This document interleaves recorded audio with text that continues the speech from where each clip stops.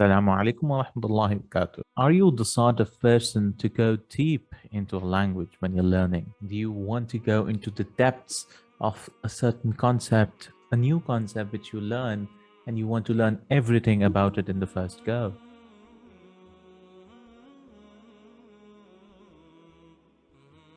Assalamu alaikum wa rahmatullahi wa barakatuh, and this is me, Kashif, and today we are going to talk about a common mistake which I feel which students do is that they go so much into the depth of any new thing which they learn in the language. For instance, they start learning idafa, for instance, because in Madina books that's what you learn, which seems complicated in the beginning, and they want to go everything into the depth and they want to master it in the first go. Is this really the best way to go about it? What I think that a person should go broad before he goes deep. And this is when you're learning Arabic, this is very helpful. This is because many times you see that you understand the concepts much better when you go ahead. So for example, mudaf, mudaf ilayhi, idafa, people understand them better when they are in book 2 or at the end of book 1, because at that time it might look weird and they might be wondering about what is this mudaf, mudaf ilayhi. The mudaf doesn't take alif lam, it doesn't take tanween,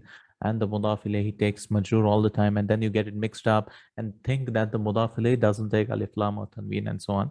It becomes really confusing in the beginning, and it is confusing. I took a long time to understand it. But what helps these students is when they keep moving forward, especially with the Madina books or any other book which your curriculum you're doing.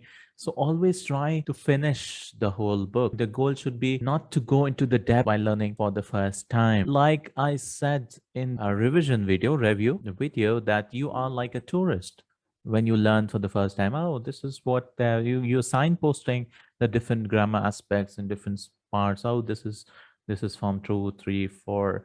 Oh, this is the passive form. This is how you make this. You understand basic stuff about it, Nam, and then you can go deep at the second go. Right? Do it once you finish all the books, Madina books or Arabic Benedict or whatever, Kitabul Asasi. You can come back to it and then review it. That time you'll have a new perspective because you have a general outline of the whole language. You've seen the whole forest, right? Instead of, because if you just focus on one tree, you'll be stuck at the tree for a very long time. Also, that is a good method. It's just a elongated way, and it might take years for you to just finish Madina books. Like I've said, you'll find many people who are just in Madina book 1 for years and they become old in just book 1 because they want to master it, perfect it. No, I found an article about these two methods, going broad or going deep, about a T-shaped person. So let us just go through that. So this is what it is. Yeah, this is about a T-shaped person, a T-shaped person. So you start in Arabic through your base knowledge, and this is what we need to focus in the beginning. And then when you revise or review or do some other book, you'll go into depth. This is how you should aim at being a T-shaped person. If you become an I-shaped person who just focuses on depth, so you'll be stuck at one point. Like, you want to learn passive verb, right? You learn for the first time passive forms, majhul form. So you'll be stuck here and you might not understand everything here. So you become an I-shaped person. So some people are a dash-shaped person. I'd rather prefer a person who's a dash-shaped person who understands the Quran, who finished the 3 books. He has base knowledge and skills, but he understands the language of the Quran, rather than a person who's never finished any books and is just into depth and he just understands the passive forms. He knows how to make passive forms from 3-letter verbs, 4-letter verbs, 5-letter verbs, 6-letter verbs. No. So this is what I believe. A T-shaped is the best one, and that happens with time because we have limited time. If you focus first on the base knowledge stuff, you start understanding the Quran. Finishing these books itself takes you 2 years or 1.5 years or whatever, for a long time. This is what I keep saying to all my students, be it vocabulary, be it anything. Like, for instance, show that this whole is the language, for instance. Now this whole plane is a language, Arabic language. Now you have to learn small parts in it. Right. Let us show it by a circle, maybe. Right. You have to learn small parts in it. Like, this is a idafa, this is dama'ir, this is i'rab, mubtada, khabar, whatever.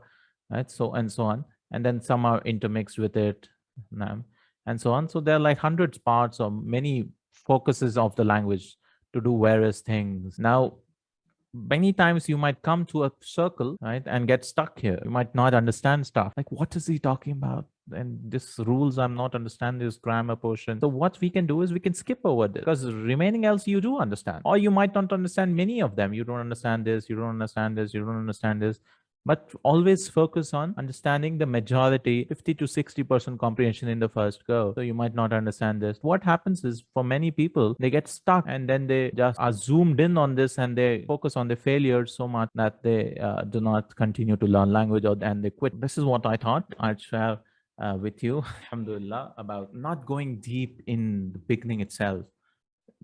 Just focus on finishing the books, broad understanding. Go broad before you go deep into the ocean of Arabic language, so that at least you can aim at finishing the books, finishing any course which you begin. Because if you just focus on 50 to 60%, and don't focus so much on going too deep and 100% comprehension in the first instance. Jazakallahu khairan, barakallahu feek, subhanakallahumma wa bihamdik, ashhadu an la ilaha illa anta, astaghfiruka wa atubu ilayk. Assalamu alaikum wa rahmatullahi wa barakatuh.